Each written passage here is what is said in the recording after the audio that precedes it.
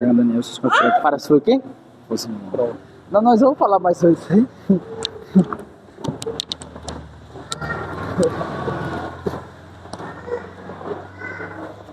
Irmãos, vamos nos preparar para o culto. Som. Tá baixo. Aqui quando eu falo daqui tá baixo. Quando eu falo daqui tá baixo. Quando eu falo de longe tá baixo. Eu já tá virado já lá.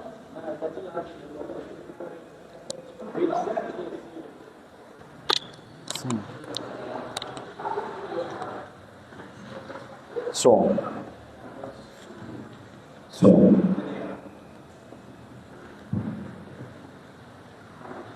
Então, mas ele vai ficar de lado aqui. Assim. Entendi. O microfone tá muito ruim.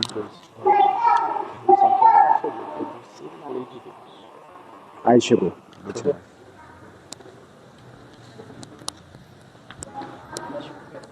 Sim.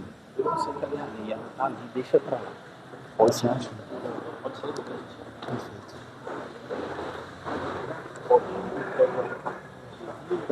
Tá? Não, pros menos, né? Tá. É. Você vai querer não? Um boletim.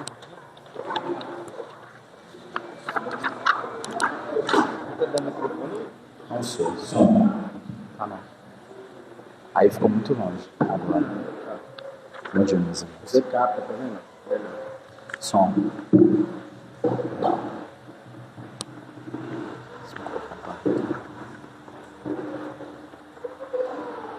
Obrigado, Santo.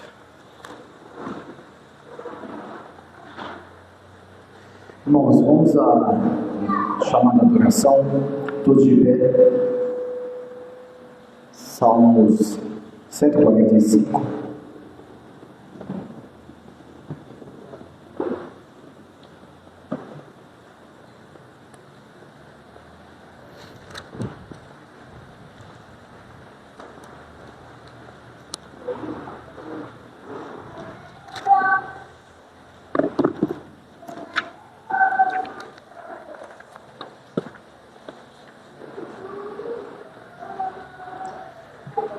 Bom dia, meus irmãos, graças a Deus. Salmo de número 145. Nós vamos ler a partir do verso 17 ao 21.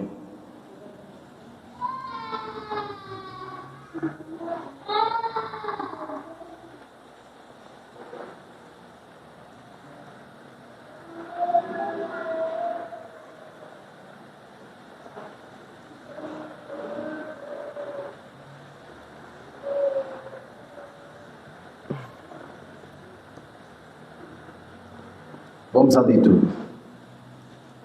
Justo é o Senhor em todos os seus caminhos, benigno em todas as suas obras.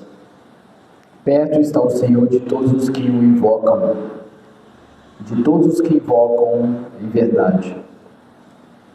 Ele acode à vontade dos que o temem, atende-lhes o clamor e os salva. O Senhor guarda a todos os que o amam, porém os ímpios serão exterminados. Profira minha boca louvores ao Senhor, e toda carne louve o seu santo nome para todos sempre. Amados, ao iniciarmos esse culto solene a Deus, somos lembrados aqui pelo salmista de quem é o nosso Deus aqui, né? O salmista nos mostra que o Senhor é absolutamente justo em todos os seus caminhos e bondoso em todas as suas obras. Isso nos lembra de que tudo o que Deus faz é perfeito. Ele não erra, Ele não falha, Ele não perde o controle, nada sai do controle de suas mãos, e Ele também não muda. Nós servimos a um Deus que é imutável. O salmista também afirma que Ele está perto de todos os que invocam em verdade. Ou seja, né, Deus não é distante de nós. Ele se inclina para ouvir o clamor sincero do seu povo. Ele cumpre os desejos dos que o temem e guarda também aqueles que o amam. E ao mesmo tempo, Ele estabelece a sua justiça contra toda impiedade, né? Davi está encerrando um salmo aqui de louvor, declarando que a glória de Deus será proclamada por todas as gerações. Isso nos lembra, como igreja, que estamos unidos ao povo de Deus de todos os tempos, proclamando também sua grandeza, sua fidelidade e sua soberania para todo sempre. Possamos agora nos inclinar nossa mente, nosso coração, nossos pensamentos, adorar esse Deus que está perto, que inclina seus ouvidos para aqueles que o invocam, que é justo e condena toda impiedade. Oremos. Senhor, nosso Deus e Pai, nós te louvamos nesta manhã, porque tu és justo em todos os teus caminhos, bondoso em todas as tuas obras. Reconhecemos que tudo o que fazes é perfeito e que tua fidelidade, como diz o salmista, sustenta o teu povo em todas as gerações até hoje. Agradecemos porque, conforme a tua palavra, tu está perto dos que te invocam em verdade. Por isso, ao iniciarmos, Pai, esse culto pela manhã, clamamos, ó Deus, inclina teus ouvidos. Inclina teus ouvidos para nós. Recebe o nosso louvor, Deus. Guarda aqueles que te amam. Fortalece, Senhor Jesus, aqueles que te temem. E conduz, Pai, nosso coração a adorar-te por quem tu és. Que cada palavra, cada cântico aqui, Senhor Jesus, cada momento aqui, exalte o teu nome soberano. Todo louvor, toda adoração seja acreditada somente a Jesus Cristo, nosso Senhor e Salvador. Em nome do teu Filho Jesus Cristo que nós oramos. Amém. Irmãos, vamos à leitura da lei de Deus, Êxodo capítulo 20, do verso 1 ao 17. Êxodo 20, verso 1 ao 17.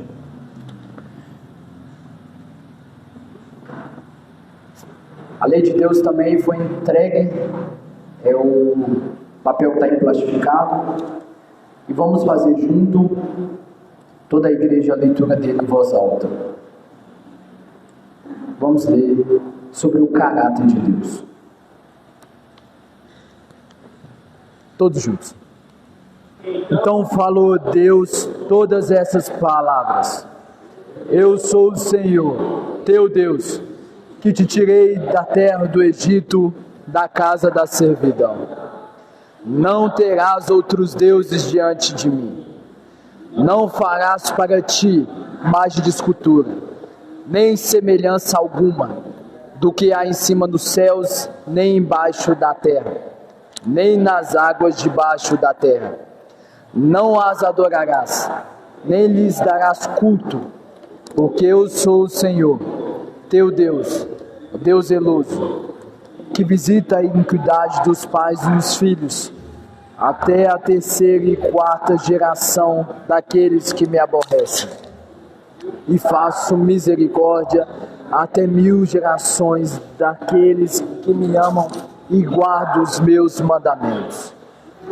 Não tomarás o nome do Senhor, teu Deus, em vão, porque o Senhor não terá por inocente o que tomar o seu nome em vão. Lembra-te do dia de sábado para o santificar. 6 dias trabalharás e farás toda a tua obra, mas o 7º dia é o sábado do Senhor teu Deus. Não farás nenhum trabalho, nem tu, nem o teu filho, nem a tua serva, nem a tua serva, nem o teu animal, nem o forasteiro das tuas portas para dentro. Porque em 6 dias fez o Senhor os céus e a terra, o mar e tudo o que neles há, e ao 7º dia descansou. Por isso o Senhor abençoou o dia de sábado, o santificou. Pai e tua mãe, para que se prolonguem os teus dias na terra que o Senhor, teu Deus, te dá. Não matarás, não adulterarás, não furtarás falso testemunho, não destinarás a casa do teu próximo, nem o seu servo, nem a sua serva, nem o seu jumento, nem o seu jumento, nem coisa alguma que pertença ao teu próximo. Irmãos, diante da lei de Deus, durante a semana que se passou, pecamos contra Deus, falhamos, quebramos a tua lei. E esse é o momento agora, irmãos, para arrepender dos seus pecados. Vou dar 1 minuto à igreja e logo após vou estar orando por todos nós.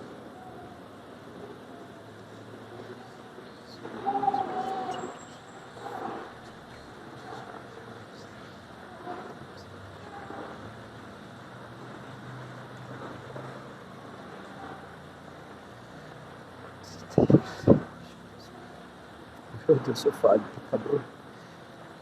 Pequei contra o nosso próximo, quebramos a tua lei. Oh, Deus, tem misericórdia, nosso Pai. Tem misericórdia, nossa. Pecamos contra Deus. Pequei. Tenha misericórdia, meu Deus. Sou velho, desgraçado, pobre meu, tenha misericórdia. Me ajuda a ser como tu, Pai. Amar como tu, a ser um cristão de verdade, nos livre da falsa piedade, Pai. Tenha misericórdia de nós, Pai. Tenha misericórdia de nós. Tenha misericórdia.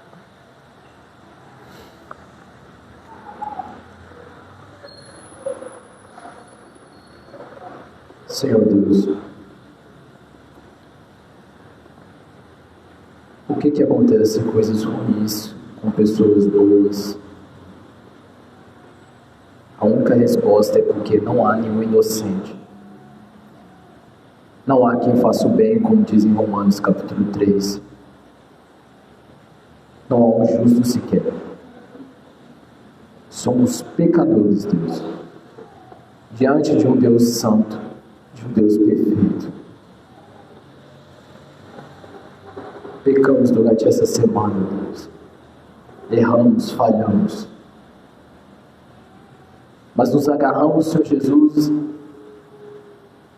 a quem é unicamente justo, perfeito, santo, triplamente santo. Nos agarramos, Senhor Jesus, aos pés da cruz. Nos agarramos ao Filho amado, Jesus Cristo, a qual nenhuma condenação há para aqueles que estão em Cristo Jesus. Oh Deus, nos dá um coração igual ao teu. Nos ajude, Deus, a amar como o Senhor ama, a perdoar como o Senhor perdoa. A tua palavra diz que todo aquele que está nele, em Cristo Jesus, deve andar assim como ele andou. Nos ajude a andar como Cristo, ser como Cristo. Tire de nós a contenda por coisas fúteis, Pai. Tire de nós a arrogância, o orgulho, o ego. Tire de nós os postes de ídolo, Deus. Tire de nós tudo isso. Coloque nossos corações inclinados a te amar, a te servir verdadeiramente. Nos livre, ó Deus, de colocar as nossas esposas acima do Senhor, os nossos filhos acima do Senhor, o nosso trabalho acima do Senhor, Pai. Tudo aqui é passageiro, tudo aqui tem uma data de validade. Só uma vida com Cristo é eterna.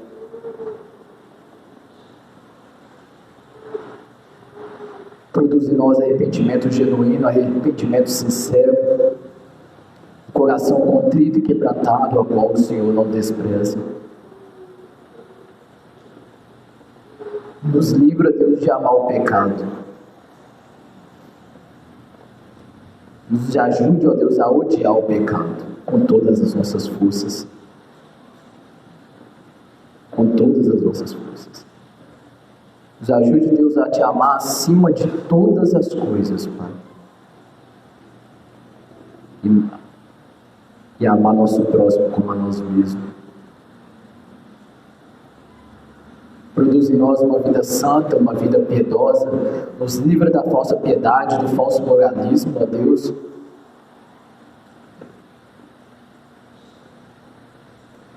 Nos ajude a ser cristão de verdade. Como aqueles cristãos em Antioquia que foi reconhecido como cristão pela primeira vez, porque olhavam para eles, olhavam para os discípulos e viam como se fosse Cristo. Andavam como Cristo, vestiam como Cristo, perdoavam como Cristo, ensinavam como Cristo, amavam como Cristo Jesus. Nos livra da falsa piedade, Deus. Coloque em nossa semana um arder, Senhor Jesus, uma paixão pelas coisas do alto e não pelas coisas do mundo. Coloque em nós amor por Ti cada vez mais. Aumente a nossa fé. Não nos deixe perder a alegria da Tua salvação. Coloque em nós um prazer em meditar na Tua santa lei de dia e de noite. Em nome do Teu Filho Jesus, Pai, que está a Tua igreja. Ajude a Tua igreja, Senhor Jesus. Em nome do Teu Filho Jesus Cristo. Amém. Irmãos, vamos ao primeiro cântico. Está atrás do boletim que foi entregue. Vamos cantar a palavra de Deus, Salmo 47, que se trata de Deus, o Rei da Terra. Cantemos toda a igreja. Os povos vamos bater alegremente a Deus celebrar. De toda a terra se hande rei, Senhor tremendo amor, Deus,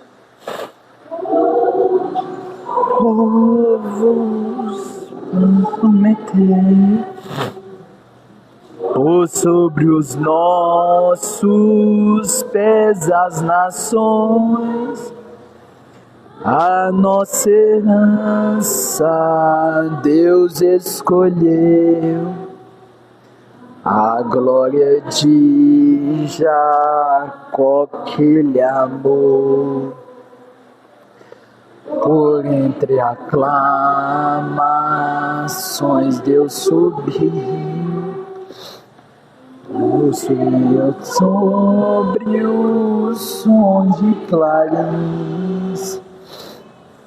Salmo de Aia, Deus nosso Rei, canta louvores, cantai ao Rei, de toda a terra, se Ele é Rei.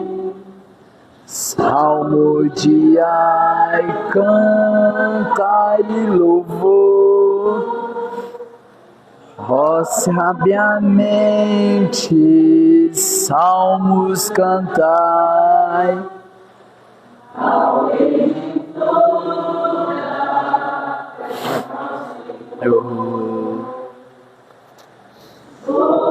Nações governa o Senhor, assuntos como Deus é santo, e seus ações juntos estão. Povo de Deus, o Deus de Abraão, porque pertencem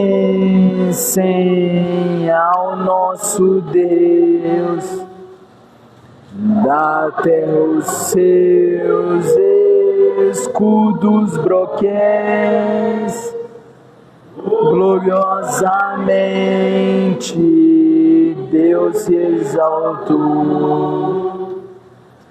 em sua glória, Deus se exaltou. Amém. Irmãos, pode se assentar. Irmãos, de forma muito reverente, com muito temor, vamos orar agora pelas autoridades constituídas por Deus em nossa nação, em nosso país. Eu vou estar fazendo oração, mas a igreja juntamente ore de cabeça curvada em silêncio. Oremos. Ó Deus, Senhor nosso Deus, Pai soberano, que reina sobre todas as coisas com justiça, sabedoria, poder. Nos colocamos agora diante de Ti, Pai. Colocamos diante do Senhor a nossa nação, o Brasil.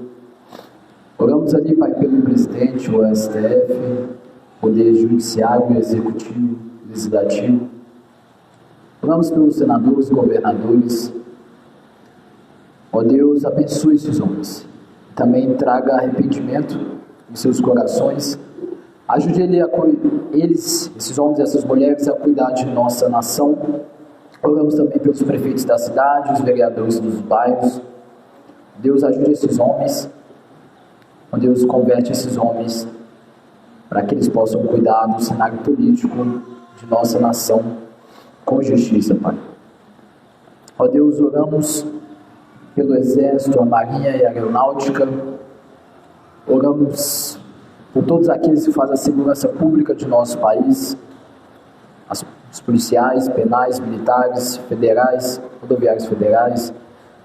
Ó Deus, os vigilantes, as guardas civil municipal, os delegados, todos esses, ó Deus, que cuida da segurança de nossa nação, de nossa cidade. Cuide desses homens, dessas mulheres, fortaleça-os. Tragam eles, Pai, em segurança em seus lares, em suas famílias, ó Deus. Ó Deus, oramos também pelos médicos, os clínicos, os farmacêuticos, os psicólogos, os técnicos de enfermagem, os enfermeiros, ó Deus. As farmácias abertas, dispostas a nos servir quando precisamos. Leve ali, Pai, o seu vigor, leve ali, Pai, a tua saúde para esses homens e essas mulheres, para que eles possam estar fortes, Pai, para cuidar dos ossos, cuide deles, dos seus psicológicos, Pai, das suas mentes, fortaleça todos esses que cuidam da parte da saúde pública de nosso país e a saúde também particulares. Oramos, ó Deus, também pelos pastores piedosos que servem ao Senhor de forma verdadeira. Ó Deus, aonde que estiverem esses pastores, cuide deles, cuide de suas famílias, de suas esposas, de seus filhos. Ó Deus, ajude eles a cuidar do rebanho do Senhor, Pai. Vê a tua provisão. Ó Deus, oramos também pela Comunhão Batista Reformada do Sudeste, que tem cuidado de nós, mesmo de longe, de cada pastor ali, Pai, que exerce ali a liderança. Oramos pela Igreja Batista Reformada Emanuel, Senhor Jesus de Sete Lagoas, a qual disponibilizou, Pai, o pastor Tiago, para nos ajudar a cuidar de nós, cuide da vida deles, de cada pastor, Pai, Renan, Jackson e os demais diáconos e pastores. Cuide deles, envie o teu sustento, a tua graça, Senhor Jesus, toda a tua provisão e cuidado, e capacite-os cada vez mais. Oramos, ó Deus, pelos enfermos, Pai, Senhor Jesus, da Igreja Batista Reformada de Santa Luzia, que não pôde estar aqui hoje por algum motivo de saúde, envia-lhe tua cura, como também a irmã Márcia, Senhor Jesus, que sofreu uma queda e machucou ali um nervo ciático, e agora está sendo cuidado, Pai, pela saúde, né? Pelos aqueles que exercem a parte da saúde pública de nossa nação. Senhor Jesus, ajude essa equipe hospitalar a cuidar da irmã Márcia, Senhor Jesus, ali que ela possa estar em breve em recuperação e possa estar conosco. E nos ajude também como igreja, além de orar, Pai, também exercer o apoio, a ajuda, a visitá-la, a praticar um apoio também, Senhor Jesus, pessoalmente. Ajude nós a ser igreja, Pai, não só no nome, mas também na prática. Ó Deus, oramos para a Igreja Batista Reformada de Santa Luzia, os casais, ao Senhor Jesus, os maridos, as esposas, os solteiros, os filhos, as viúvas, os idosos, Pai. Todos esses, ó Deus, nos ajude a ser igreja verdadeiramente. Nos ajude a exercer o papel cristão, Pai, de cada um, a qual o Senhor designou, de acordo com a Tua palavra. Cuide das nossas crianças, das escolas, em qualquer lugar que esteja, livra do homem mau, proteja as nossas crianças, ó Deus. Oramos, Senhor Jesus, também pelos processos judiciais que estão na justiça, dos servos do Senhor dessa igreja. Conceda, Senhor Jesus, de acordo com a Tua reta justiça. Conceda a causa ganha de acordo com o Teu querer. Em nome do Senhor Jesus Cristo, Pai, que nós oramos. Amém. Vamos, irmãos, agora a leitura pública. Pode ser sentado. De Êxodo, capítulo 10. Nós vamos ler do versículo 1 ao versículo 14. Vou estar fazendo a leitura, os irmãos acompanhem.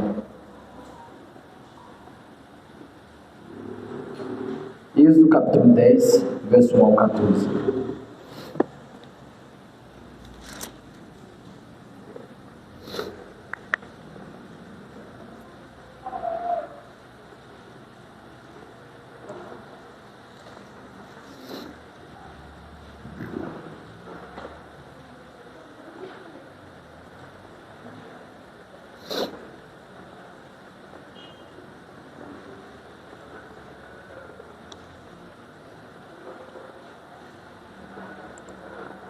Êxodo capítulo 10, versículo 1 ao 14.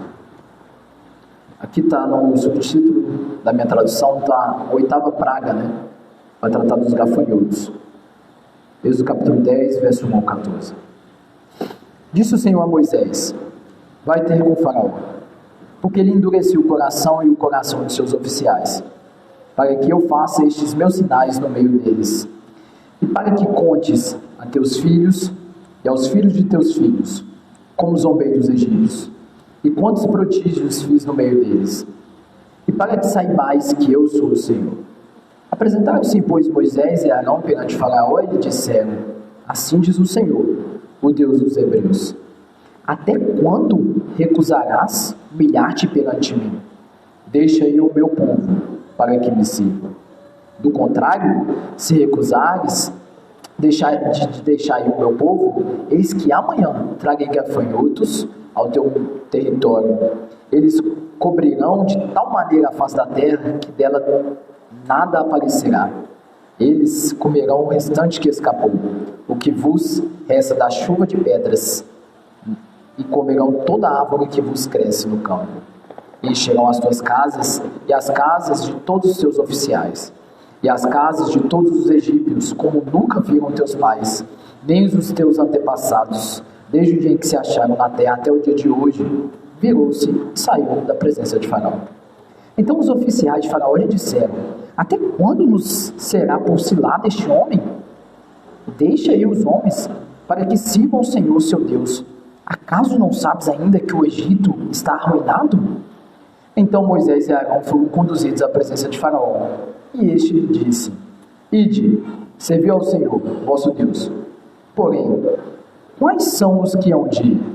Respondeu-lhe Moisés: havemos de ir com os nossos jovens, e com os nossos velhos, e com os filhos, e com as filhas, e com os nossos rebanhos, e com os nossos gados. Havemos de ir porque temos de celebrar a festa ao Senhor. Replicou-lhes Faraó: seja o Senhor convosco. Caso eu vos deixe ir, e as crianças, vede, pois tende conosco más intenções. Não há de ser assim. Ide somente vós, os homens, e servi ao Senhor, pois isso é o que pedistes. E os expulsaram da presença de Faraó. Então disse o Senhor a Moisés: estende a mão sobre a terra do Egito, para que venham os gafanhotos sobre a terra do Egito, e comam toda a erva da terra, tudo que deixou a chuva de pedras. E estendeu, pois, Moisés o seu bordão sobre a terra do Egito, e o Senhor trouxe sobre a terra um vento oriental. Todo aquele dia e toda aquela noite, quando amanheceu, o vento oriental tinha trazido os gafanhotos. E subiram os gafanhotos por toda a terra do Egito, e pousaram sobre todo o seu território. Eram muito numerosos. Antes destes, nunca houve tais gafanhotos, nem depois deles virão outros assim. Vamos agora, todos de pé, a segunda palavra cantada, cântico ao Senhor, Salmo 70, Se trata sobre petição por auxílio divino. Cantemos toda a igreja. As joias em me livrar, ser pressuros em minha cura.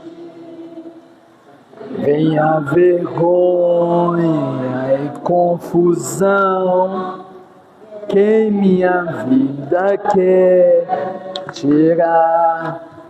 Envergonhando, volte atrás.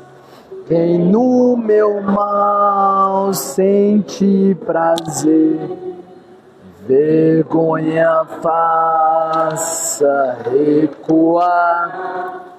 Quem diz bem feito, muito bem. Obrigado. Você consegue uma caneta para mim? Uma caneta? Ó Senhor, folgue e jubile sempre em Ti. Magnifica, diga a quem ama a salvação, necessitar. Chique, hein? Ó Deus, te apresse em mim, amparo meu, libertador, não te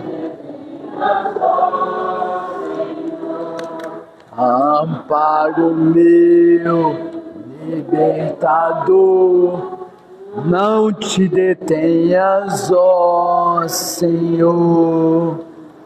Amém. Irmãos, vamos agora ao momento de ofertório. Os irmãos estão livres em contribuir. Lembrando que a contribuição dos seus recursos para o reino de Deus é um ato de adoração a Deus. Os irmãos, fiquem à vontade em contribuir para o reino de Deus.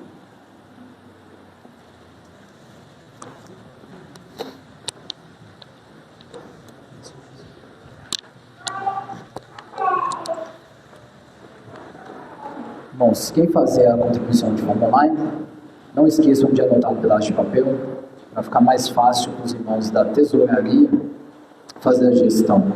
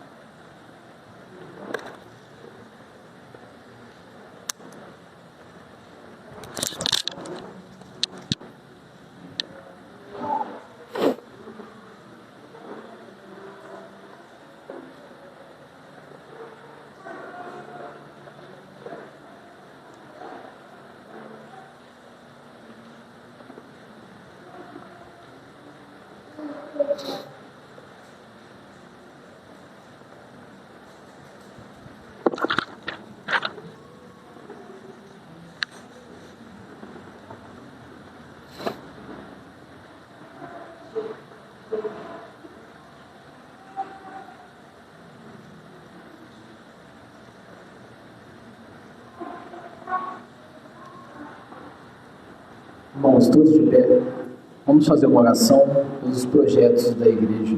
Vamos colocá-los diante de Deus, né?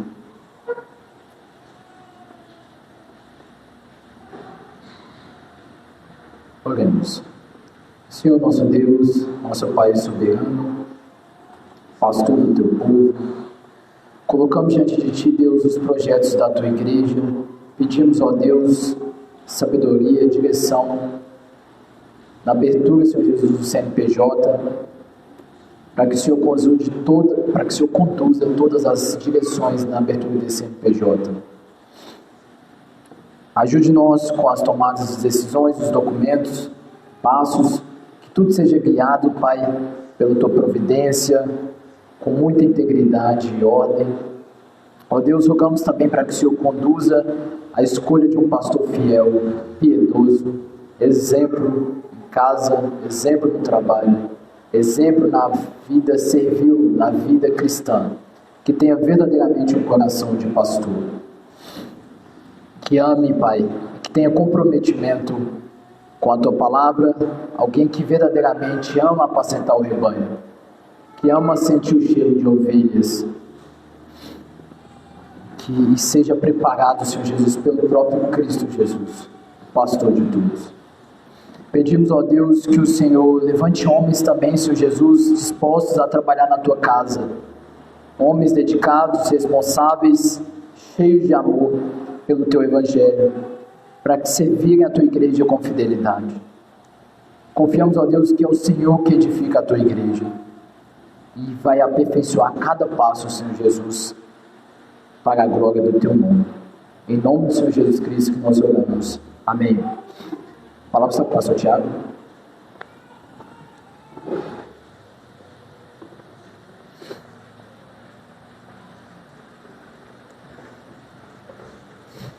Oramos pela vida do pastor. Senhor, nosso Deus, eis aqui o teu servo.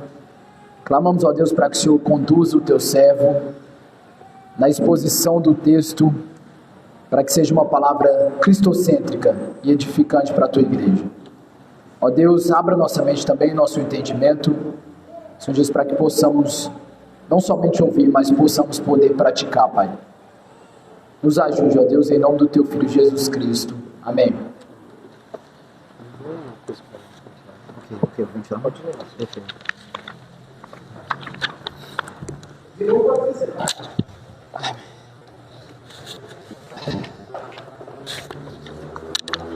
Vamos abrir nossas Bíblias no livro de Daniel.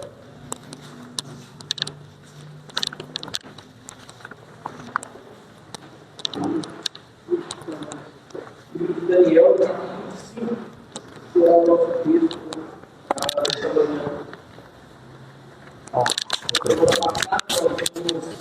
A queda de Jerusalém diante do Império Babilônico, e hoje nós veremos a queda do Império Babilônico, né? Então a esperança do povo judeu se reacendendo aí para a volta do exílio, né?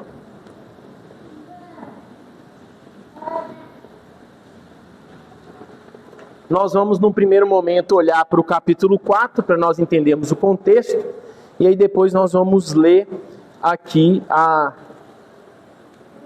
o nosso texto propriamente dito no capítulo 5.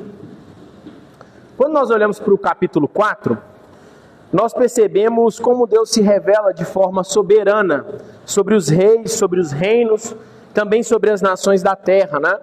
No capítulo 4 também nós vamos ver como Deus ele humilha o soberbo, como Deus ele age como um forte para reprimir um coração orgulhoso, né? É assim que Deus age com o rei Nabucodonosor, o rei do Império Babilônico.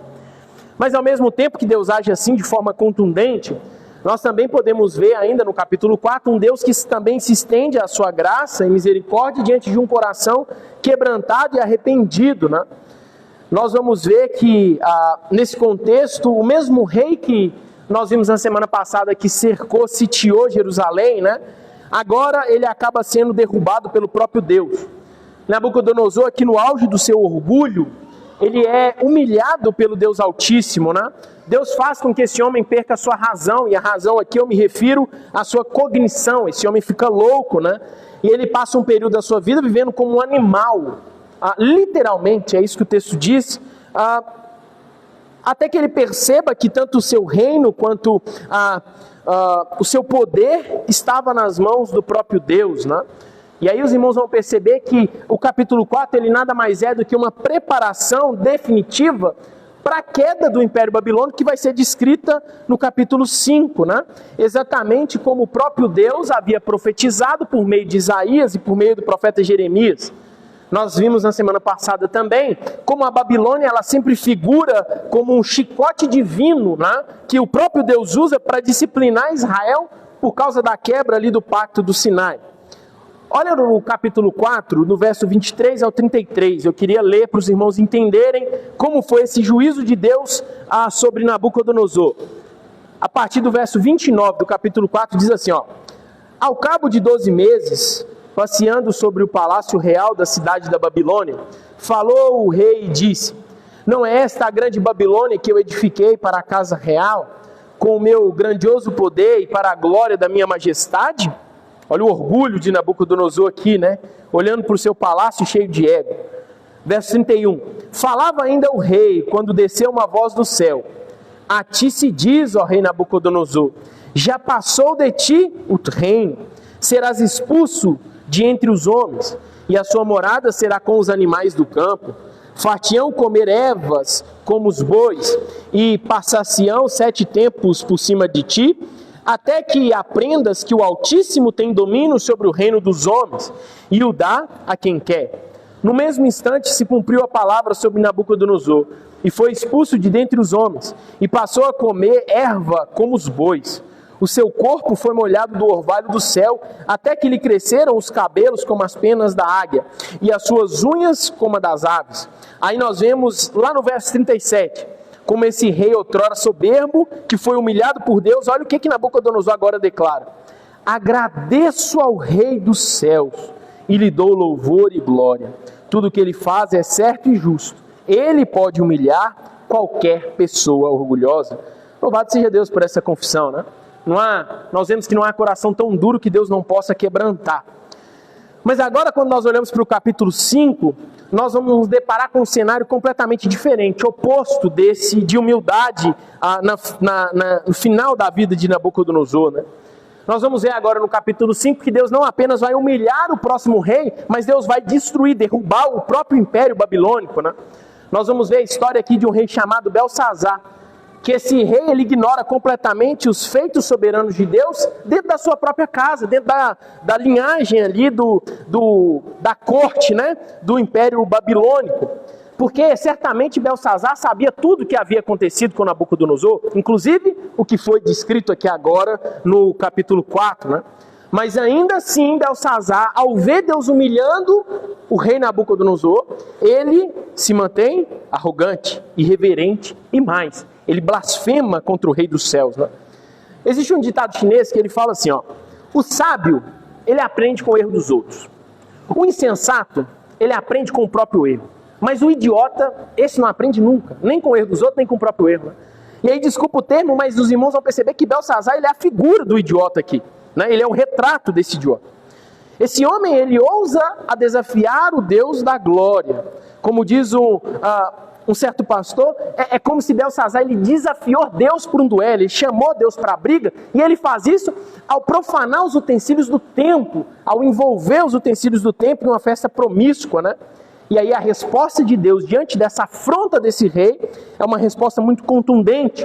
Então esse homem pôde ver com os seus próprios olhos a manifestação visível do juízo divino, né?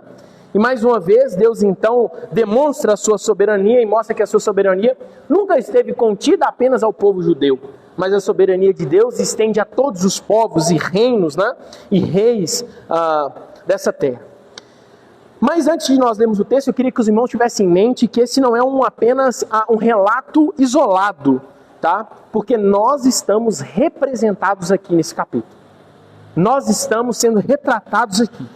Não importa a condição da sua alma. Se você é um cristão genuíno, esse sermão serve para te consolar, para te edificar. Mas se você é um inimigo de Deus, ele serve para te exortar e te mostrar que o juízo de Deus pode te alcançar inevitavelmente a qualquer momento, né? Então, com isso em mente, com todo esse contexto em mente, tanto do capítulo 4, agora vamos ler o capítulo 5. Acompanhem comigo a partir do verso 1. O rei Belsazar deu um grande banquete a 1000 dos seus grandes e bebeu vinho na presença dos 1000. Enquanto Belsazar bebia e apreciava o vinho, mandou trazer os utensílios de ouro e de prata que Nabucodonosor, seu pai, tirara do templo que estava em Jerusalém, para que neles bebessem o rei, seus grandes e suas mulheres e concubinos. Então trouxeram os utensílios de ouro que foram tirados do templo da casa de Deus que estava em Jerusalém, e beberam neles o rei, os seus grandes, as suas mulheres e concubinos. Beberam vinho e deram louvores aos deuses de ouro, de prata, de bronze, de ferro, de madeira e de pedra. No mesmo instante, apareceram os dedos de mão de homem e escreviam defronte o candeeiro na seadura da parede do palácio real. E o rei via os dedos que estavam escrevendo. Então se mudou o semblante do rei e os seus pensamentos o turbaram. As juntas dos seus lombos se relaxaram e os seus joelhos batiam um no outro. O rei ordenou em alta voz que se introduzissem os encantadores, os caldeus e os feiticeiros. Falou o rei e disse aos sábios da Babilônia: qualquer que lê esta escritura e me declarar a sua interpretação, será vestido de púrpura, terá uma cadeia de ouro ao pescoço e será o terceiro no meu reino. Então entraram todos os sábios do rei, mas não puderam ler a escritura, nem fazer saber ao rei a sua interpretação. Com isso, se perturbou muito o rei Belsazar e mudou-se-lhe o semblante, e os seus grandes estavam sobressaltados. A rainha mãe, por causa do que havia acontecido ao rei e aos seus grandes, entrou na casa do banquete e disse ao rei: vive eternamente. Vê-te, não te turbem os teus pensamentos, nem se mude o teu semblante. Há no teu reino um homem que tem o espírito dos deuses santos. Nos dias do teu pai se achou nele luz e inteligência, e sabedoria como a sabedoria dos deuses. Teu pai, o rei Nabucodonosor, sim, teu pai, ó rei, o constituiu chefe dos magos, dos encantadores, dos caldeus e dos feiticeiros. Porquanto o espírito excelente, conhecimento e inteligência, interpretação de sonhos, declaração de enigmas e solução de casos difíceis se acharam neste Daniel, a quem o rei pusera o nome de Beltesazar. Chama-se, pois, a Daniel, e ele dará a interpretação. Então Daniel foi introduzido à presença do rei. Falou o rei e disse a Daniel: és tu aquele Daniel dos cativos de Judá, que o rei, meu pai, trouxe de Judá? Tenho ouvido dizer a teu respeito que o Espírito dos deuses está em ti, e que em ti se acham luz, inteligência e excelência de sabedoria. Acabam de ser introduzidos à minha presença os sábios, os encantadores, para lerem essa escritura, e me fizeram saber a sua interpretação, mas não puderam dar a interpretação dessas palavras. Eu, porém, tenho ouvido dizer que de ti que podes dar interpretações e solucionar casos difíceis. Agora, se puderes ler essa escritura e fazer-me saber a sua interpretação, será vestido de púrpura, terá cadeia de ouro ao pescoço e serás o terceiro no meu reino. Então respondeu Daniel e disse na presença do rei: os teus presentes fiquem contigo, e dá os teus prêmios a outro. Todavia, lerei ao rei a escritura e lhe farei saber a interpretação. Ó rei, o Deus Altíssimo deu a Nabucodonosor, teu pai, o reino e grandeza, glória e majestade. Por causa da grandeza que lhe deu, povos, nações e homens de todas as línguas tremiam e temiam diante dele. Matava a quem queria e a quem queria deixava com vida. A quem queria exaltava e a quem queria abatia. Quando, porém, o seu coração se elevou e o seu espírito se tornou soberbo e arrogante, foi derribado do seu trono real e passou dele a sua glória. Foi expulso entre os homens, os filhos dos homens, e seu coração foi feito semelhante ao dos animais, e a sua moradia foi com os jumentos monteses.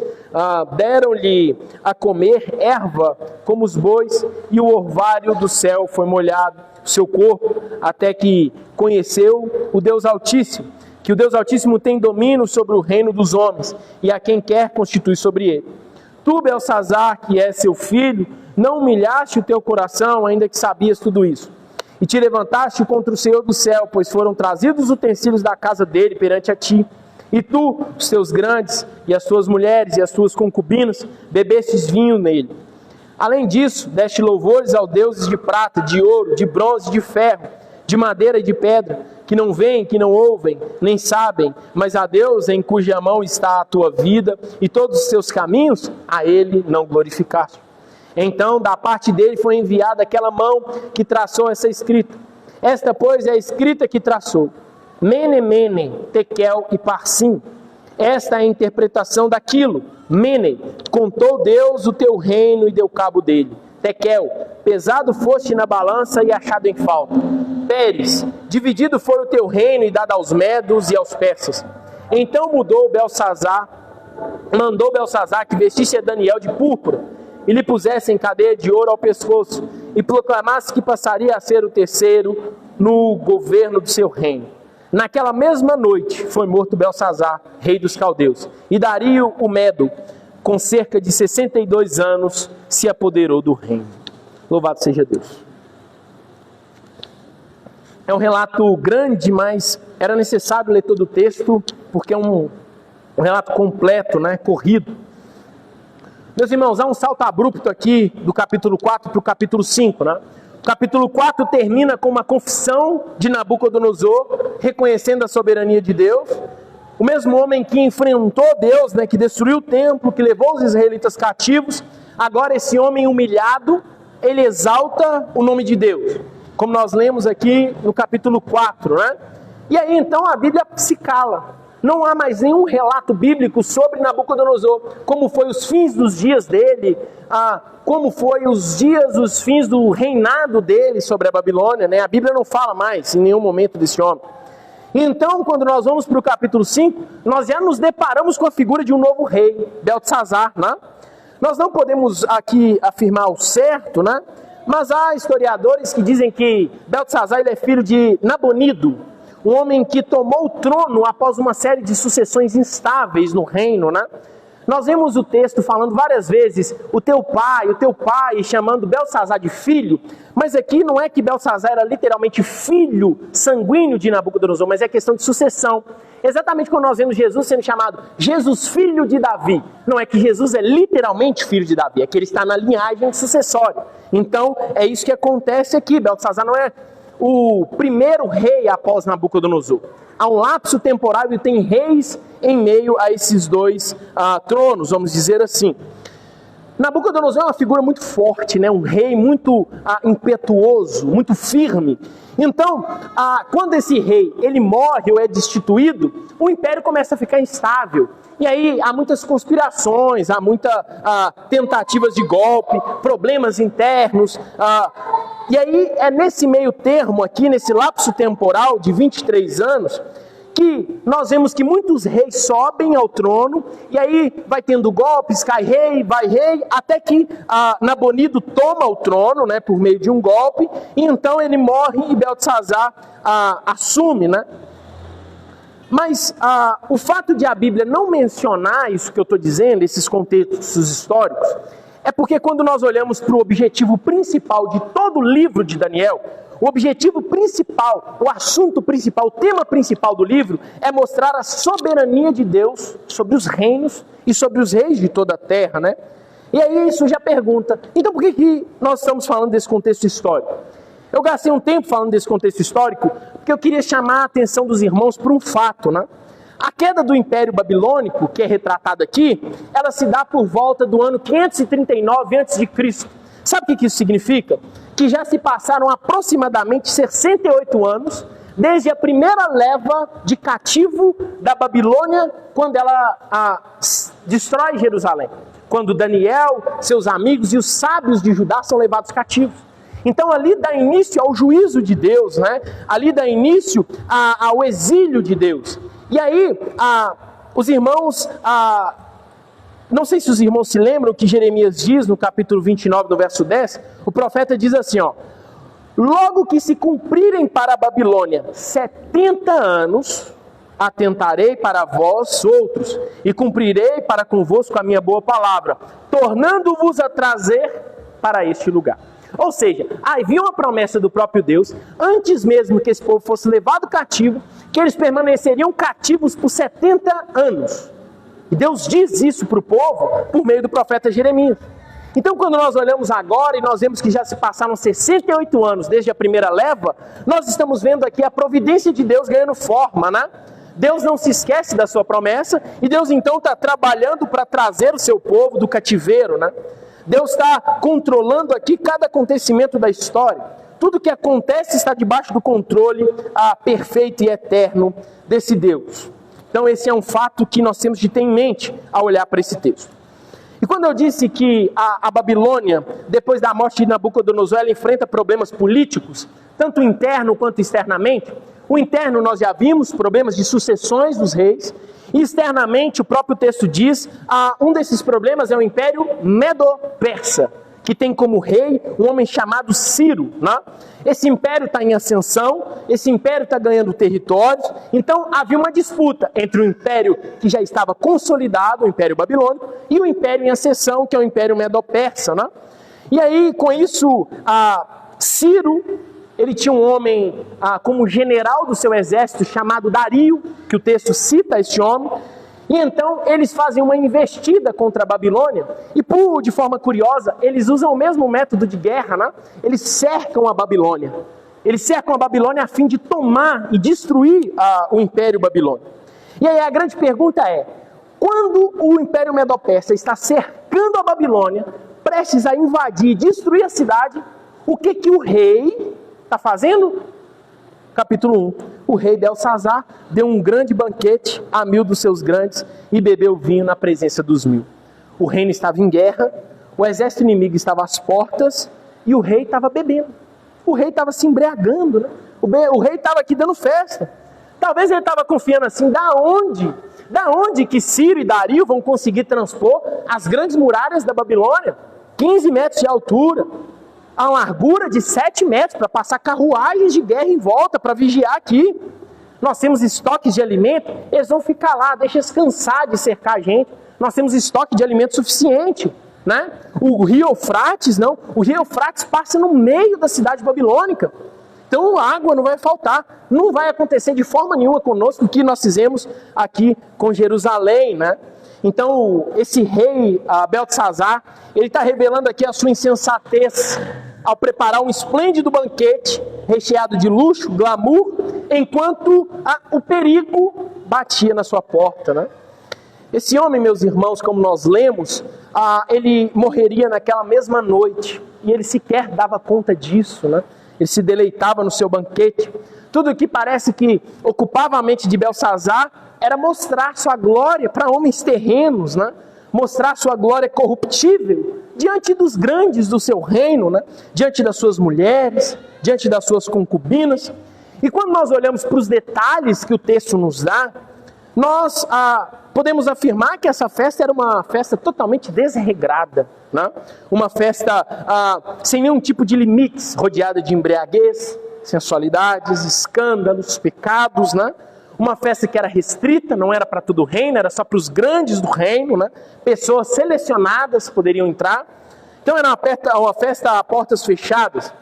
E aí, como se não bastasse isso, em meio a esse cenário totalmente depravado, é que esse rei, dominado pelo álcool, talvez aqui, como eu disse, querendo se mostrar, ele declara guerra contra Deus, né? E aí, então, ele não se contenta com os pecados ali dessa festa, e ele então manda trazer os utensílios do templo. E aí ele cruza uma linha que ele não deveria ter cruzado, né? E ele manda trazer esses utensílios para ele profanar esses utensílios em uma festa carnal. Verso 2 e 3, enquanto Belsazar bebia e apreciava o vinho, mandou trazer os utensílios de ouro e de prata, que Nabucodonosor, seu pai, tirara do templo que estava em Jerusalém, para que neles bebessem o rei e os seus grandes, e suas mulheres e concubinas. Então trouxeram os utensílios. Meus irmãos, profanar as coisas de Deus é um pecado muito grave. Usar os utensílios do templo, os vasos que eram consagrados para o culto ao Senhor, é uma grande ofensa ao próprio Deus. Então Belsazar, ele cruza uma linha que nem mesmo Nabucodonosor ousou cruzar. Não há relato algum de que Nabucodonosor tenha feito o que esse homem fez, né? E talvez esse tenha sido um dos motivos de Deus agir com compaixão com Nabucodonosor, de derramar juízo sobre ele, mas ao fim ele reconhece o Deus Altíssimo e Deus não usa da mesma misericórdia para com Belsazar. Isso não acontece com esse rei, né? Nabucodonosor, apesar do seu orgulho, da sua vaidade, ele em nenhum momento profana os utensílios. O texto diz que ele cerca Jerusalém, destrói a cidade, queima o templo, pega os utensílios, leva para a Babilônia e guarda. Ele não toca, ele não mexe nisso. Ele não profana os utensílios. Ele não tenta envergonhar o Deus dos israelitas, né? E Belsazar, ele faz exatamente o contrário. Ele envolve os utensílios do templo, do próprio Deus, numa festa promíscua. E o grande objetivo desse rei aqui, de Belsazar, era de fato zombar de Deus. Era de fato tentar envergonhar e desdenhar do Senhor. Sabe por quê? Porque ele não se satisfaz em apenas beber vinho nos cálices de ouro. Não, ele continua, né? Mas ele vai além. Olha o verso 4. Beberam vinho, e aí ele... Para aí. Não, ele continua. E deram louvores a deuses de prata, de ouro, de bronze, de ferro, de madeira e de pedra. Além de profanar, o rei agora, ele usa os vasos, os utensílios do templo para louvar e cultuar deuses estranhos. E é exatamente aqui que Belsazar sela o seu destino maldito. Porque Deus não tolera a profanação do que é santo, né? E aí o juízo é imediato. Foi exatamente assim com Israel. Israel, quando eles começam a profanar o templo, né? Envolver falsa adoração no templo, o que Deus faz? Ezequiel desce, Deus retira a sua glória do meio do povo, e esse povo cai por isso. Israel é levado cativo por isso, porque eles profanam o que é santo, porque eles abraçam a idolatria. E aí, se Deus corrige com tanta firmeza como nós vimos na semana passada, o seu próprio povo, imagina o que ele não faz com os ímpios. O cálice da ira de Deus transbordou, né? A medida da iniquidade de Belsazar chegou ao ápice. Então, chegou o momento do juízo. E é nesse exato instante, em meio a essa imoralidade, em meio à profanação, bebidas, lá no verso 5 diz: de repente, apareceram uns dedos de mão de homem, e ela começou a escrever na parede branca do salão do banquete, num lugar iluminado pela luz do candeeiro. O juízo de Deus havia começado. E às vezes eu tento imaginar essa cena. Uma festa barulhenta, com ruídos de talheres, de copo, tudo isso se cessa. Aquela conversa no salão, aquela gritaria, euforia, isso acaba no mesmo instante. Todo mundo se cala, essa euforia vai embora, né? E aí em poucos segundos o cenário que era de festa é transformado num palco de medo, num palco de terror, né? A alegria do rei, a alegria dos seus convidados foi embora num instante, não é verdade? E agora tudo que restava para esses homens era o medo, era o desespero e era o pavor. Verso 6. Então se mudou o semblante do rei, e os seus pensamentos se turbaram, e as juntas dos seus lombos se relaxaram, e os seus joelhos batiam um no outro. Num piscar de olhos, tudo mudou. O rei que desafiou Deus, agora está tremendo de pavor, de angústia, né? Como diz John Gill, o mesmo Deus que escreveu a sua lei nas tábuas de pedra, agora esse mesmo Deus escreve o seu juízo na parede do coração desse rei, né? Nós vemos, meus irmãos, que nenhum homem ele vai poder olhar Deus nos olhos no dia do juízo, porque às vezes há uma falsa impressão de que no grande dia do Senhor haverá como argumentar, haverá como questionar, haverá como discutir com Deus, barganhar, né? Mas não, isso é loucura. No dia da vingança de Deus, o que o ímpio vai conseguir fazer é sentir medo e pavor, exatamente como Belsazar e todos os seus convidados, né? Tudo que o ímpio vai fazer é poder desejar, como diz João em Apocalipse, que os montes caiam sobre eles, para que eles possam tentar fugir da ira do Deus Altíssimo, porque não há como guerrear ou fazer frente ao Senhor dos Exércitos, né? Então esse rei perde a sua compostura diante dos seus convidados, diante dos seus subordinados, e ele então manda chamar rapidamente os sábios, né? Os astrólogos, e ele manda fazer isso aos gritos, estarrecido de medo. Tem uma versão que diz assim no verso 7, depois, gritando, ordenou que chamassem os adivinhos, os sábios, os astrólogos. Esse homem agora está trêmulo, né? Com a boca branca, com seu semblante desfigurado, batendo o joelho um contra o outro, desesperado, né? Sem saber o que fazer. E aí, com tudo isso, Belsazar ainda continua a cometer erros. É impressionante, ele não para de errar, né? Ele manda chamar os magos e os astrólogos, né, para interpretar essas palavras, quando na verdade ele deveria ter chamado quem? Daniel. Daniel estava lá. Daniel já viveu isso por várias vezes com o rei anterior. Mas ele insiste no erro.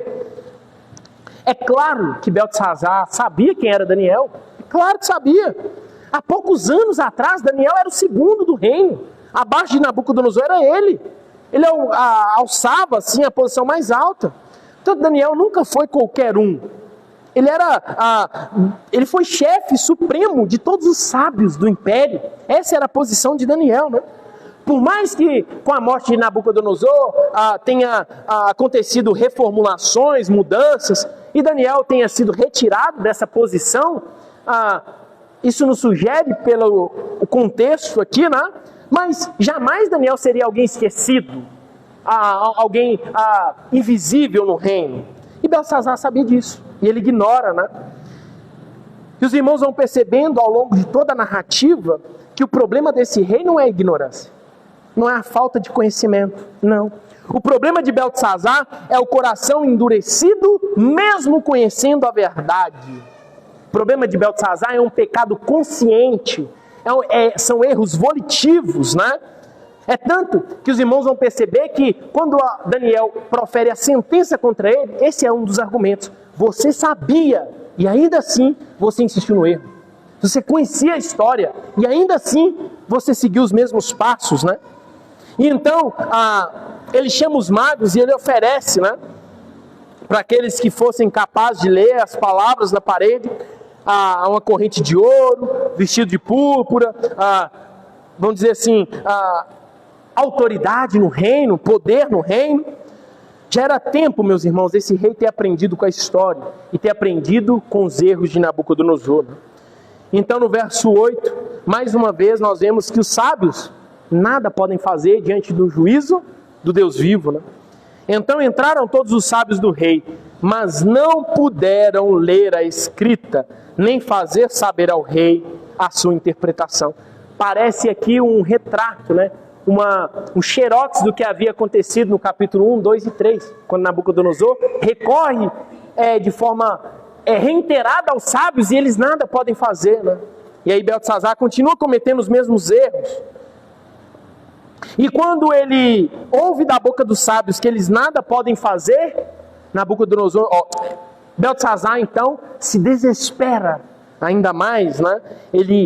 Diz o texto, com isso, não saber o que os sábios não tinham resposta, se perturbou muito o rei e mudou-se-lhe o semblante. E os seus grandes estavam sobressaltados, né? No verso 9. Quando nós olhamos para o verso 10, agora nós vemos a figura da rainha-mãe. A rainha-mãe entra nessa festa do banquete, nos sugere que ela não estava participando disso, mas de alguma forma ela sabe que há um problema ali naquela sala, e ela então entra nessa sala, né? E ela lembra o rei que é um homem, e ela usa um linguajar um tanto quanto ímpio, né? Um homem que tem o espírito dos deuses. É curioso a forma que eles olham para Daniel, né? Um linguajar diferente. Mas fato é que essa mulher, essa rainha-mãe, ela confronta a insensatez de Beltesazar, né? É como se ela dissesse assim, cara, acorda, você vai continuar caindo nesse erro e no mesmo buraco toda vez. Tem Daniel. Essa história já é como se fosse o xerox da anterior. Chama ele e ele vai poder te resolver. Ele vai poder dizer o que está escrito na parede. Não adianta você ficar aí com a boca branca, trêmulo, choroso. Não, chama ele. E aí no verso 3, Daniel então é introduzido à presença desse rei. E da mesma forma, as palavras de Beltesazar e as promessas se repetem, né? Prometendo colar, prestígio, vestido de púrpura. Mas o que chama a atenção é a resposta de Daniel diante desse rei. Verso 17. Os teus presentes fiquem contigo, e dá os teus prêmios a outra. Todavia lerei ao rei a escritura, e lhe farei saber a interpretação. Há uma postura muito diferente aqui, se nós formos comparar de Daniel, né?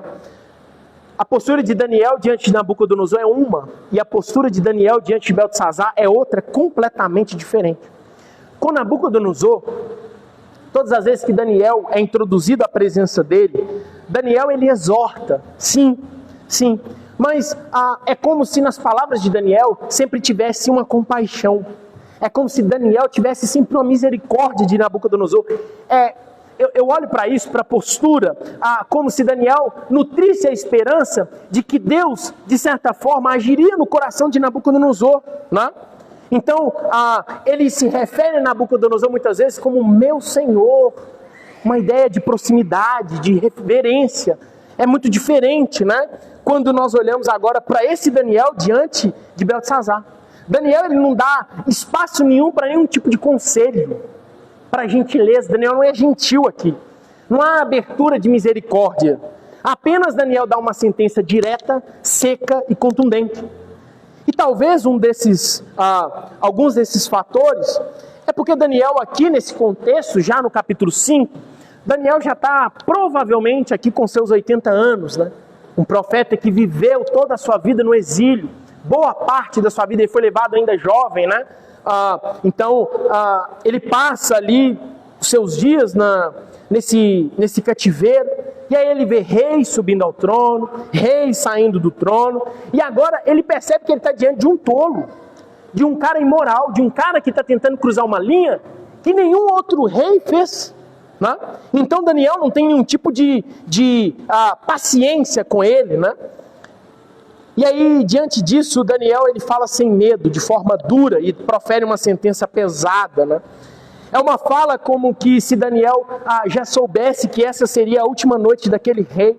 E também Daniel provavelmente se lembrava da profecia de Jeremias, que seriam 70 anos, e ele já sabe que o retorno do exílio está próximo, que Deus iria cumprir a sua palavra. Por mais que ele não vislumbrasse ainda como isso poderia se dar, mas ele sabia que o Deus que ele servia iria cumprir a promessa, né? E então ele começa as acusações. E aqui ele faz 4 acusações a Beltesazar. A primeira delas está do verso 18 ao verso 21. Ele diz que Beltesazar ele deixa de reconhecer o Deus Altíssimo e deixa de reconhecer que esse Deus tem domínio sobre os homens. Que o orgulho de Beltesazar está tão alto, como se ele fosse o próprio Deus, né? Foi Deus quem deu o reino, foi Deus quem deu a grandeza, foi Deus quem deu poder a Nabucodonosor. Toda a glória do Império Babilônico nunca foi uma conquista da própria Babilônia, mas também era uma dádiva do próprio Deus. Deus controla não o que acontece com o seu povo, mas Deus controla o que acontece com o mundo, com todos os reinos, né? Então, é Deus quem levanta o rei, é Deus quem destitui o rei. É Deus quem levanta o reino, é Deus quem destrói o reino. É Deus quem dá poder, é Deus quem tira o poder. É Deus quem dá a vida, é Deus quem tira a vida. Nabucodonosor demorou muitos anos para reconhecer isso. Foi necessário um cenário de muito sofrimento, de humilhação pública, né? Dele ali comer e pastar com os animais. Mas agora o seu sucessor, conhecendo tudo isso, se mantém duro e irreverente ao senhorio de Deus. Essa é a primeira acusação. A segunda acusação está no verso 22. Esse rei vê o exemplo dentro da sua própria casa e ele não se humilha diante de Deus, né? Esse homem sabia que os pelos cresceram no corpo de Nabucodonosor em meio ao orvalho, dormindo no pasto, né? A Bíblia não diz, mas é bem provável, meus irmãos, que Beltesazar tenha visto isso acontecer, né? É um lapso temporal de poucos anos. Então, quando Nabucodonosor é humilhado, Beltesazar está vivo já, e ele vê isso acontecer, ele é jovem, e ele está vendo isso acontecendo. Beltesazar certamente viu Deus salvando os 3 jovens da fornalha. Beltesazar viu Daniel, Deus usando Daniel para revelar os sonhos do rei, né? Terceira acusação, Beltesazar peca de forma deliberada, né? E ele faz mau uso desse conhecimento. Ele vê tudo que Deus fez, mas ainda assim ele quer afrontar esse Deus. Como eu disse, é um pecado volitivo, é um pecado consciente. E a quarta acusação é então, ele profana os utensílios do templo e ele dá louvores aqui a deuses de ouro, de prata, e não exalta, ele deixa de exaltar o Deus verdadeiro para exaltar falsos ídolos. E é diante de tal ação, nesse pecado consciente, então, que ele recebe a sentença, né? Verso 24. Então, da parte dele, foi enviada aquela mão que traçou essa escritura. Esta, pois é escrita: Mene, Mene, Tekel e Parsim. E essa é a interpretação daquilo. Mene, contou Deus o teu reino e deu cabo dele. Tekel, pesado foste na balança e achado em falta. Pérez, dividido foi o teu reino e dado aos medos e aos persas. Verso 30. Naquela mesma noite foi morto Belsazar, rei dos caldeus. E Dario, o medo, com cerca de 62 anos, se apoderou do reino. Esse rei insensato, meus irmãos, estava mais preocupado em se embriagar, a curtir a sua festa profana. E ao fazer isso, ele sequer percebeu que Dario e todo o Império Medo estava desviando o curso do rio Eufrates. O rio Eufrates passava no meio da cidade da Babilônia. E ele desvia o curso do rio. O exército percorre e adentra o império por isso. Ele não percebe que ele está embriagado, né? E então esse foi o fim deste homem. Naquela mesma noite ele morre, né? Ele cai morto diante do império Medo-Persa, diante de Ciro. Esse homem, como a própria escrita disse, ele foi pesado e ele foi contado na balança de Deus. E Deus o achou em falta. Então tudo que restou para ele foi a morte, né? E esse foi o fim do grande e majestoso império babilônico, né? Sabe o que é interessante? Que quando nós olhamos lá no capítulo 2 de novo, quando Daniel diz: quando estavas olhando, uma pedra foi cortada sem auxílio de mãos, e feriu a estátua nos pés de ferro e de barro, e os esmiuçou. A profecia da visão de Daniel, da visão de Nabucodonosor, da grande estátua, a qual Nabucodonosor era cabeça de ouro, que infla tanto o ego desse rei, mas ao mesmo tempo é cortada uma pedra, que derruba essa estátua, e essa pedra se torna uma montanha e enche toda a terra. Uma profecia de que o último reino é o reino de Cristo, um reino eterno que subsistirá sobre todos os reinos. Essa profecia se cumpre agora.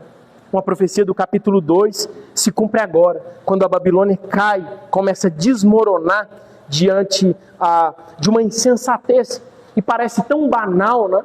A destruição do império tão grande, por causa de um rei tolo, que abaixa a guarda, por causa de uma embriaguez. Meus irmãos, quando nós chegamos ao fim desse relato,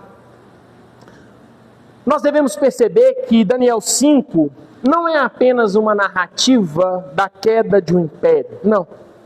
Daniel 5 talvez seja o retrato de um mundo rebelde diante do seu Criador. Daniel 5 é o retrato de um mundo que está em festas, enquanto a sentença de Deus já está escrita nas paredes da história. Um mundo que está sempre se deleitando em suas farras, buscando dinheiro, servindo a Mamon, né? Uns roubando, vivendo uma vida inteira entregue apenas ao trabalho, preocupado em alcançar riqueza terrena, buscando prazeres, bebida, droga, imoralidade sexual, dizendo que não há Deus, zombando de Deus, escarnecendo da igreja de Deus, religiosos hipócritas que estão dentro da igreja a fim de ter bênçãos temporais e terrenas, né? O que importa para mim é estar na igreja, para Deus me dar um salário melhor, para Deus me curar da minha doença, né? Buscando apenas uma boa vida aqui, exatamente como Belsazar, confiando não nos fortes muros, né? Mas confiando talvez na sua boa saúde, na verdade. Você não tem nenhum diagnóstico agora de uma doença. Talvez confiando no seu dinheiro, talvez confiando na sua influência, na sua juventude. Eu tenho muitos anos, né? Enquanto isso, Deus está confirmando o seu julgamento que virá por meio de pequenos juízos locais. Sabe como são o reflexo desse juízo que virá? Por meio desses pequenos juízos locais? Cada catástrofe, cada desastre natural, guerra, pragas, pandemia, né? Tudo isso deveria refletir em nós e nos lembrar que um dia tudo isso vai acabar. Que o juízo de Deus se aproxima. Não é verdade? Quando nós olhamos para a morte de muitas pessoas, pessoas morrem, não é? Isso deve nos lembrar que a queda original e o pecado original se confirma. Não é essa a sentença que Deus dá para Adão? Do pó você veio e do pó você vai voltar? A pregação do Evangelho se espalha. O Rei dos Reis se encarna. O próprio Cristo. E Ele dá início ao seu reino eterno, né? A Escritura, a verdade especial de Deus nos é revelada. Nós não temos o cânon completo. E mesmo assim o mundo continua endurecido. Mesmo assim o mundo continua vivendo cego diante de um juízo que se aproxima, né? Um mundo que festeja enquanto o cálice da ira de Deus continua se enchendo, né? Porquanto, assim como nos dias anteriores ao dilúvio, comiam e bebiam, casavam-se e davam-se em casamento. Senão quando veio o dilúvio os levou a todos. Assim será a vinda do Filho do Homem. É o próprio Jesus que disse isso em Mateus 24. O banquete de Belsazar aqui talvez seja apenas uma metáfora da história da humanidade, das civilizações, dos países, de impérios mergulhados na idolatria, na autossuficiência, no pecado, na rebelião consciente. Homens que ignoram o juízo de Deus, vivendo como se Deus não existisse. E sabe qual que é a grande ironia? É a gente olhar para esse capítulo e falar que Belsazar é um tolo, sendo que nós agimos igual. Sabe por quê? Porque da mesma forma que ele foi pesado, você também vai ser. Você vai ser pesado na balança de Deus na mesma forma e na mesma intensidade. Exatamente como ele foi. Mene, mene, tekel e parsim. É por isso que na introdução eu disse que nós estamos representados aqui nesse texto. Não importa a sua cor, sua profissão, sua conta bancária, seus diplomas. Não importa se você acredita ou não. Se você acredita ou não em Deus, não importa. Você vai ser pesado. Querendo ou não, você vai ser pesado. Belsazar profanava os utensílios do templo sem sequer imaginar que naquela mesma noite ele seria pesado por Deus, pelo mesmo Deus ao qual ele zombava. Nós, da mesma maneira, nós não temos garantia nenhuma que não pode ser hoje ou essa semana que nós seremos pesados por Deus.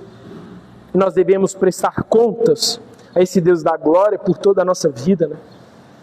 Deuteronômio 32, Deus diz: a mim pertence a vingança, a retribuição ao seu tempo, quando resvalar o seu pé, porque o dia da sua calamidade está próximo, e o seu destino se apressa em chegar. A nossa vida é como um sopro, não é isso que Tiago fala? Lá no capítulo 4, verso 14, que a nossa vida é como um vapor, que da mesma hora que está, desaparece. Não é verdade? Jonathan Edwards, em um famoso sermão, Pecadores na Mão de Deus Irado, ele usa uma metáfora. Ele fala que ele descreve Deus como sendo um arqueiro, e que Deus está com a sua flecha armada e apontada para o nosso coração.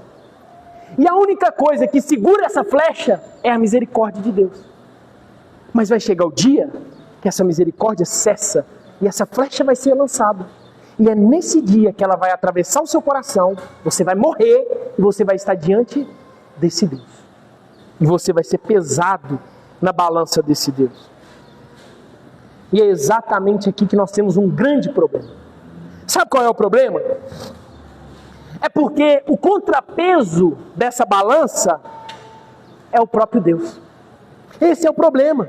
Porque de um lado vai ser pesado você, com todos os seus pecados, com todas as suas mentiras, com todas as suas fofocas, com todas as suas imoralidades, com todos os seus pensamentos maus. E do outro lado, quem vai estar na balança? O próprio Cordeiro de Deus, imaculado, justo e perfeito. E ele sempre pesará mais. Ainda que de um lado dessa balança possa ter toda a humanidade, todo o sol, as estrelas, os mares, tudo. Se tiver Cristo do outro lado, ele sempre vai pesar mais. E nós sempre seremos achados em falta. Atos 17, 31. Porquanto Deus estabeleceu um dia em que há de julgar o mundo com justiça, por meio de um varão que destinou e acreditou diante de todos, ressuscitando-o de dentre os mortos. O padrão de justiça é o próprio Cristo. O padrão de santidade, de amor, é o próprio Cristo. Portanto, é um patamar inalcançável por nós. E é exatamente por isso que esse Cristo se encarna. Aquele que não conheceu o pecado, ele o fez pecado por nós, para que nele fôssemos feitos justiça de Deus. 2 Coríntios 5, 21. E agora entra o Evangelho da graça.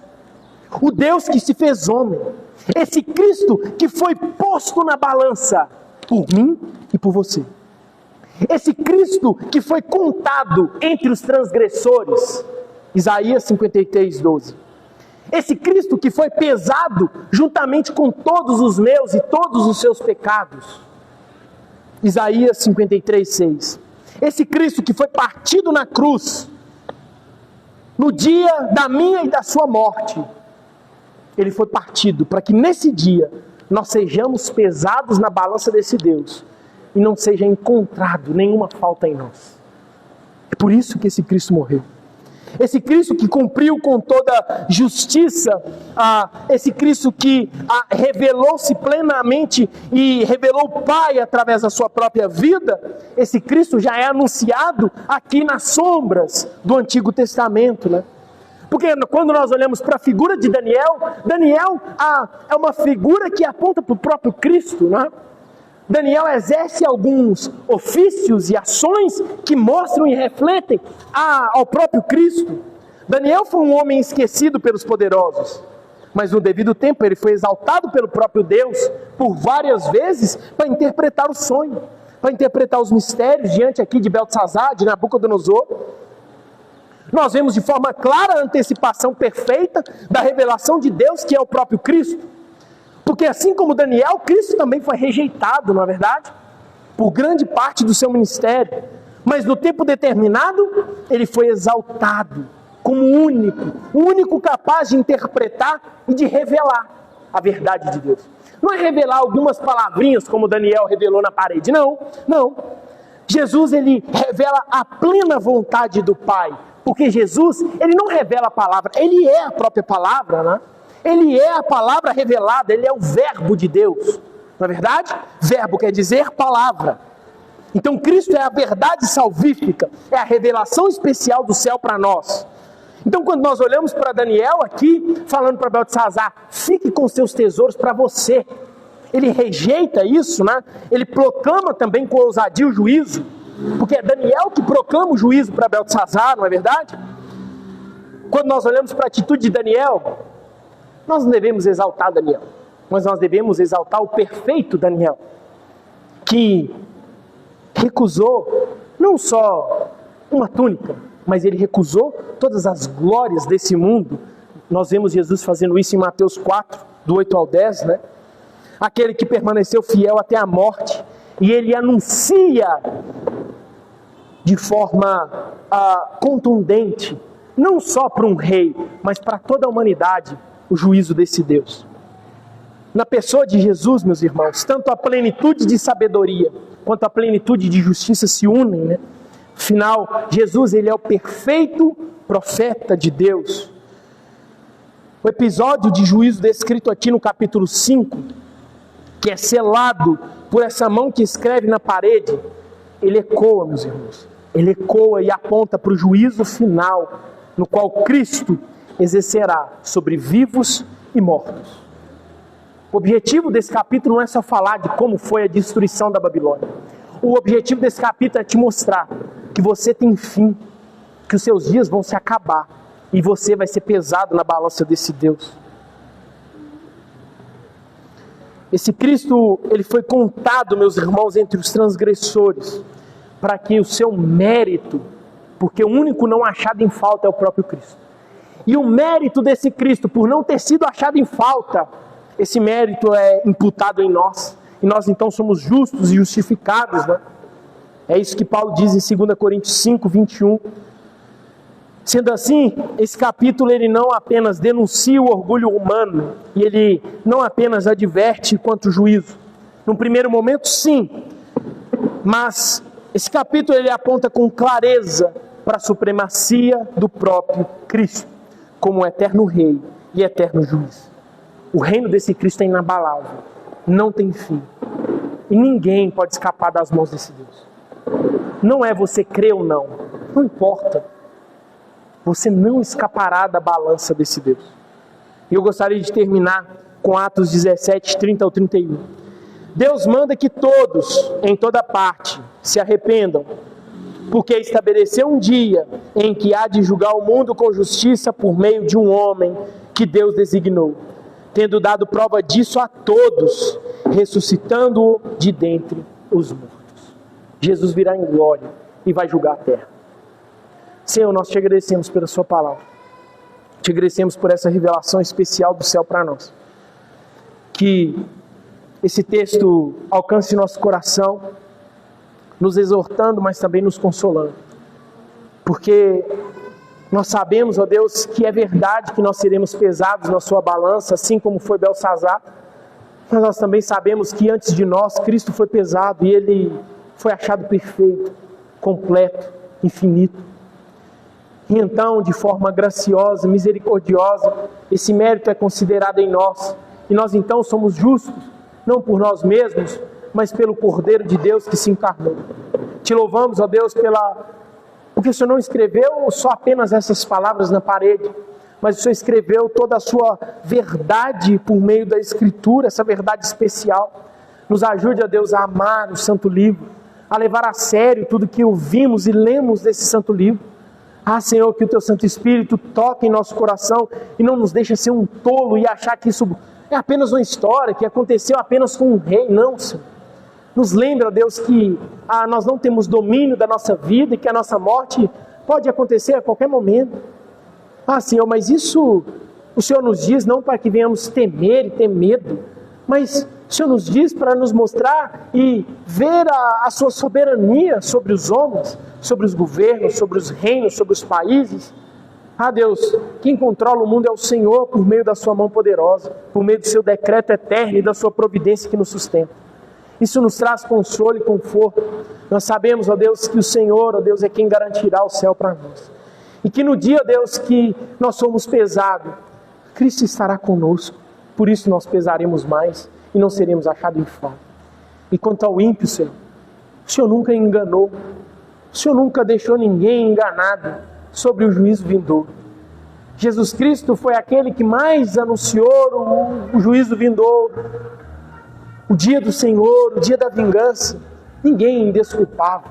Ninguém no grande dia vai poder dizer: eu não sabia, eu sou inocente, porque os céus proclamam a sua glória.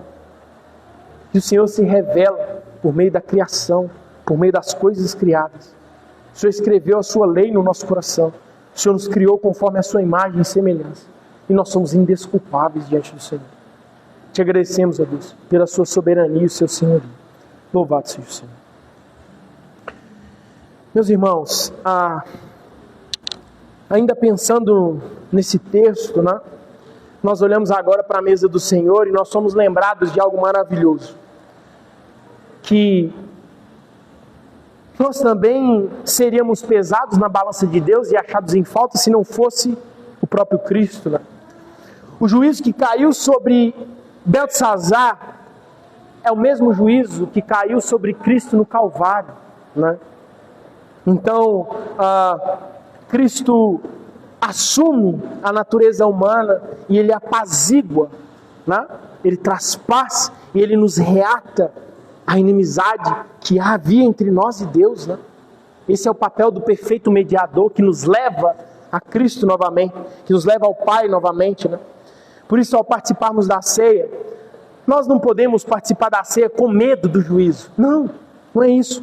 Mas nós temos que participar com gratidão, porque o sangue escrito na parede que julgou o Império Babilônico e Beltesazar é o mesmo sangue que agora nos salva, que agora nos purifica, né?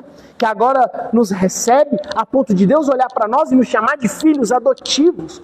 Uma relação totalmente pessoal entre Deus e nós, não é verdade? Mas isso só pertence àqueles que nutrem fé no sacrifício de Jesus Cristo, tá? É preciso ter fé. E ter fé é diferente de saber da existência. Ter fé em Cristo não é saber que Cristo existiu. A fé que a Bíblia nos traz é crer que naquela cruz você foi representado. Que naquela cruz o seu nome estava lá. E que foi pessoal. Que o sangue que Cristo verteu foi para salvar você. O seu pecado. Esse sacrifício vicário. Vicário quer dizer isso. Substitutivo. Tá? É crer nisso. É crer que você foi representado e que Cristo é o perfeito mediador. E se você foi batizado, expressou essa fé, se esse Cristo te salvou, agora não é momento de ter medo, como Beltesazar, de ficar batendo os joelhos, não. Agora é momento de se alegrar nas bodas do Cordeiro, né? De forma reverente. E é isso que Cristo nos faz, Ele nos convida a participar da sua mesa, com amor e com graça. Então nesse momento, louve a Deus enquanto os irmãos vão distribuindo. Louve a Deus por tamanha salvação. E se lembre que esse Deus, que é amor, Ele também é justiça.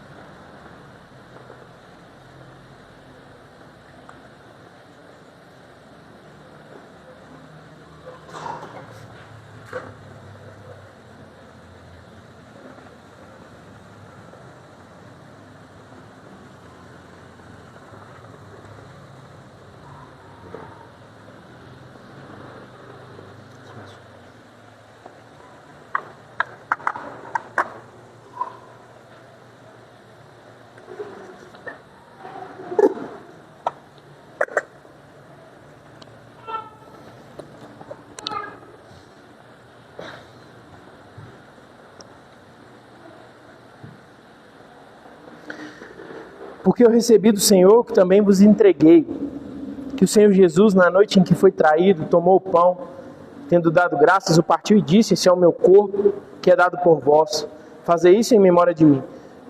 Por semelhantemente modo, depois de haver ceado, tomou também um cálice, dizendo: este cálice é a nova aliança no meu sangue. Fazei isso todas as vezes que o beberdes em memória de mim. Porque todas as vezes que comerdes este pão e beberdes esse cálice, anunciais a morte do Senhor, até que Ele venha. Por isso, aquele que comer o pão, ou beber o cálice do Senhor indignamente, será réu do corpo e do sangue do Senhor. Examine-se, pois, o homem a si mesmo, e assim coma o pão e beba do cálice. Nesse momento você já deve ter examinado o seu coração, já deve ter pedido a Deus para sondar o seu coração e externar e te trazer à memória os seus pecados e ofensas, para que você não profane a ceia e esse momento tão santo do Senhor, para que você não replique o que Beltesazar fez, na verdade. E tendo dado graças, o partiu e disse: esse é o meu corpo, que é dado por vós, fazei isso em memória de mim. Vamos dar graças a Deus ao Senhor. Senhor, nós te louvamos por esse corpo que foi partido, por esse sangue que foi derramado. Nós te agradecemos por esse Cristo, esse verbo que se encarnou, esse verbo que bebeu o cálice da ira do Senhor e bebeu até a última gota para nos fazer livres, santos, para que o pecado não mais nos dominasse. Nós te louvamos, Senhor, e é com alegria no coração, com reverência, respeito à sua infinita santidade, que nós juntos agora cumprimos o teu mandamento e participamos, ó Deus, como corpo do Senhor, participamos, ó Deus, da ceia, desse momento especial e dessa ordenança do Senhor. Podem dar graças a Deus e vamos participar.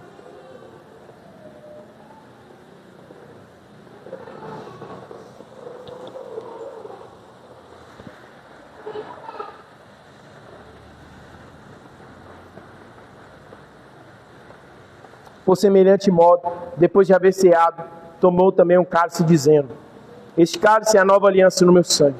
Fazei isso todas as vezes que o beberdes em memória de mim. Vamos dar graças a Deus e podem participar. Graças a Deus, louvado seja o teu nome.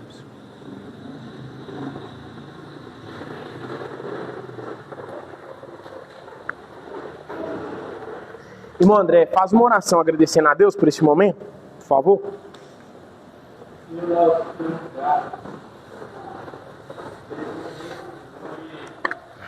Às vezes isso me dá um pouco da palavra. E o legal é que é tudo que eu faço. Por causa do foco, do pecado,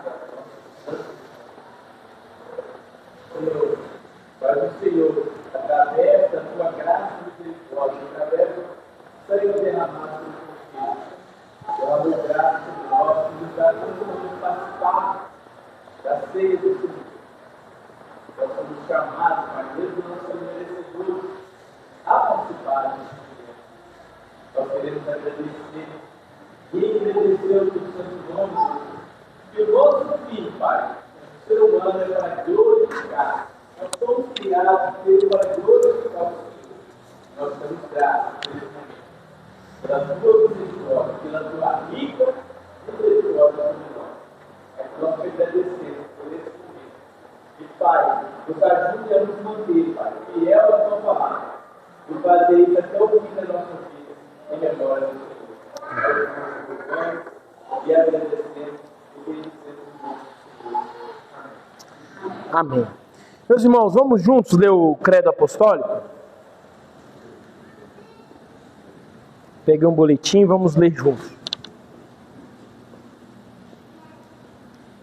Creio em Deus Pai Todo-Poderoso, Criador do céu e da terra, e em Jesus Cristo, seu único Filho, nosso Senhor, que foi concebido pelo Espírito Santo, nasceu da Virgem Maria, padeceu sob o poder de Pôncio Pilatos, foi crucificado, morto e sepultado, desceu à mansão dos mortos, ressuscitou ao terceiro dia, subiu ao céu, está sentado à direita de Deus Pai Todo-Poderoso, de onde há de vir a julgar os vivos e os mortos.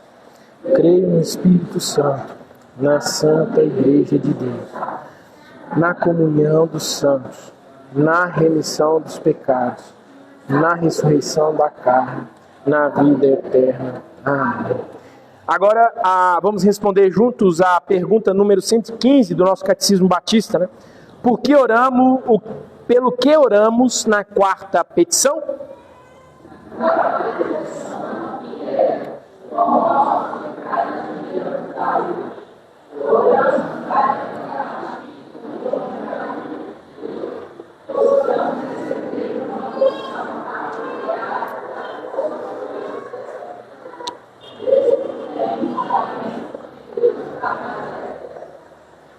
Louvado seja Deus.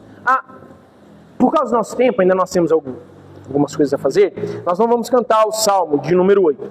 Nós vamos fazer uma oração e aí depois os irmãos podem se assentar um segundo. Senhor, nós te agradecemos pela graça do Senhor sobre nós nessa manhã, por esse culto solene, pela misericórdia do Senhor que nos alcança. Que o Senhor, ó Deus, possa continuar falando ao nosso coração ao longo de todo o dia, de toda a semana, nos lembrando quem o Senhor é, os teus feitos e a sua majestade. Nós te agradecemos, ó Deus, com um coração grato, cheio de júbilo e de louvor ao Senhor.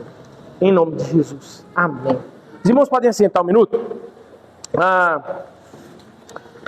Em Hebreus, no capítulo 10, versos 24 e 25, o escritor diz assim, consideremo-nos também uns aos outros, para nos estimularmos ao amor e às boas obras. Não deixemos de congregar-nos, como é o costume de alguns. Antes façam admoestações, e tanto mais quanto verdes que o dia do Senhor se aproxima. Então nós temos, como eu disse na semana passada, diversas passagens bíblicas.